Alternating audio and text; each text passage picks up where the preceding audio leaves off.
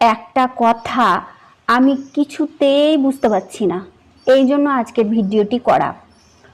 আমার এক বান্ধবীর বিয়ে হয়েছে মোটামুটি 1 মাস আগে।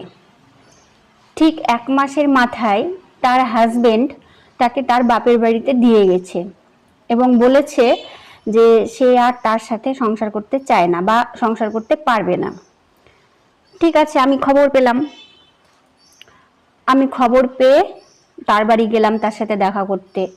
গিয়ে ওকে জিজ্ঞেস করলাম, কি রে, এমন কি হলো যে 1 মাস হতে না হতেই তোর বর তোকে বাপের বাড়িতে দিয়ে গেল, কি হয়েছে এমন?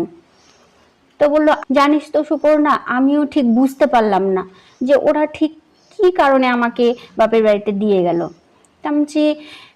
তো আমি ওকে জিজ্ঞেস করলাম যে তুই কিছু বলেছিস বা কিছু করেছিস যাতে তোকে বাড়িতে দিয়ে গেল? তাহলে কি না, মা যেভাবে যেভাবে বলেছে আমি তো সেইভাবেই চলেছি। তা আমি ওকে জিজ্ঞেস করলাম, তোর মা কি বলেছে? বলে কি, মা আমি যখন বিদায় হয়ে যাচ্ছিলাম তখন মা বলেছিল যে মারে, নিজের শাশুড়িকে আমার মতোই ভাবিস, নিজের মায়ের মতোই ভাবিস, নিজের মায়ের মতো করেই কথাবার্তা বলিস, নিজের শাশুড়িকে সব সময় নিজের মায়ের মতো করে দেখবি। তো আমি বললাম কি, হ্যাঁ তো ঠিকই আছে, তো কি হয়েছে?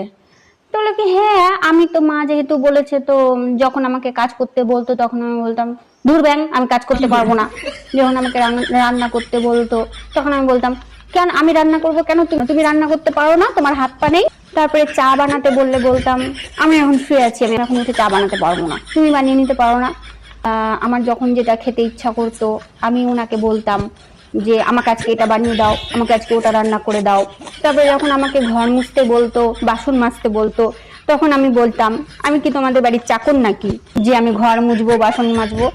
তো এই সমস্তই তো বলেছি, আমি তো নিজের মা ভেবেই বলেছি, আমি মায়ের মতো করেই তো বলেছি, আমার কি দোষ বলতো?